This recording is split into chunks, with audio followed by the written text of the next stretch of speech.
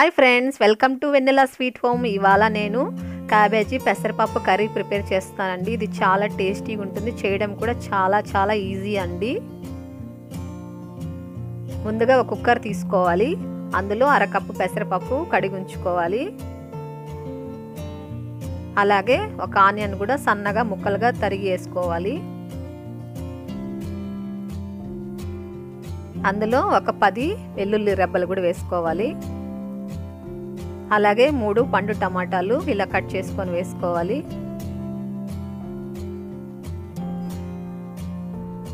నేను 100 గ్రాముల క్యాబేజీ తీసుకున్నానండి. ఇలా సన్నగా తరిగి వేసుకోవాలి. అందులో తగినంత వాటర్ అనేది కూడా యాడ్ చేసుకోవాలి. మరి ఎక్కువ వేసుకోకండి. చూడండి, మునిగేంత వరకు, ముక్కలు మునిగేంత వరకు వేసుకుంటే సరిపోతుంది. ఇప్పుడు కుక్కర్ మూత పెట్టుకొని స్టవ్ మీద పెట్టుకొని 3 విజిల్స్ వచ్చేంత వరకు ఉడికించుకోవాలి. ఓకే అండి, విజిల్స్ వచ్చేసాయి కదా, స్టీమ్ కూడా పోయేసింది.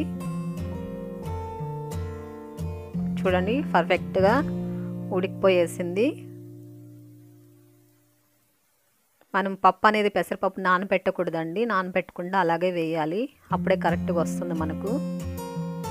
ఇప్పుడు స్టవ్ వెలిగించుకొని పెనం పెట్టుకొని ఒక 2 టేబుల్ స్పూన్ల ఆయిల్ అనేది యాడ్ చేసుకోవాలి. అందులో ఆవాలు, జీలకర్ర, మినపప్పు వేసుకోవాలండి. ఫస్ట్ టైం నా వీడియో చూస్తున్నట్లయితే తప్పకుండా సబ్స్క్రైబ్ చేసుకోండి. ఇప్పుడు మనము కారం అనేది ఏమి యాడ్ చేయలేదు కదండి. ఇప్పుడు మనకు ఎంత కారం కావాలో అన్ని పచ్చిమిరపకాయలు అనేది కట్ చేసుకొని ఇలా వేసుకోవాలి. అలాగే కరివేపాకు కూడా కొద్దిగా వేసుకొని సిమ్లో ఉంచుకొని వేయించుకోవాలి.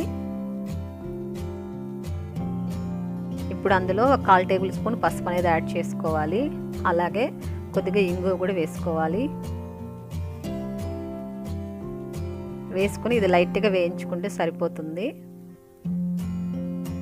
ఇది చాలా ఈజీ ప్రాసెస్ అండి. అన్ని కుక్కర్లో పెట్టేయడం, ఇలా తిరగబాత చేసుకొని అందులో పప్పు వేసేసుకుంటే చక్కగా మనకి కరెక్ట్గా 10 మినిట్స్లో ఈ కర్రీ అనేది ప్రిపేర్ అయిపోతుందండి. టేస్ట్ అయితే చాలా సూపర్గా ఉంటుందండి. ఇది మామూలుగా రైస్, చపాతీ, దోశ, ఇడ్లీ, పూరి కూడా ఎక్సలెంట్ కాంబినేషన్ అండి. అంత బాగుంటుంది, తింటుంటే అంత కమ్మగా ఉంటుందండి. అసలు కప్పులు వేసుకొని స్పూన్తో తినాలనిపిస్తుంది, అంత టేస్టీగా ఉంటుంది. అలాగే చాలామంది క్యాబేజ్ అనేది తినరు కదండి, స్మెల్గా ఉంటుందని. కానీ ఇలా చేసి పెట్టండి, అసలు క్యాబేజీ కర్రీ అనే వాళ్ళు గుర్తుపట్టలేరండి. అంత బాగుంటుంది, అంత టేస్టీగా ఉంటుంది. కాబట్టి మీరు కూడా కంపల్సరీ ఎవరైనా తినకపోయినా కూడా ఇలా తయారు చేసి పెట్టండి, వాళ్ళు కూడా ఇష్టంగా తింటారు. చూడండి ఎంత కలర్ఫుల్గా రెడీ అయిపోయిందో. ఇప్పుడు మనం సాల్ట్ వేసుకోలేదు కదండి ఉడికించేటప్పుడు. ఇప్పుడు సాల్ట్ అనేది మనకి ఎంత కావాలో అంత వేసుకోవాలి, సరిపడా.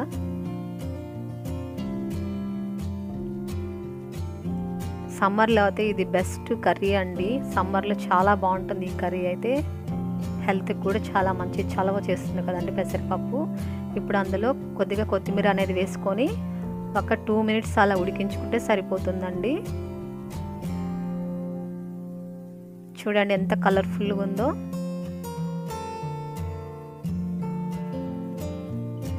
ఓకే అండి, సరిపోతుంది.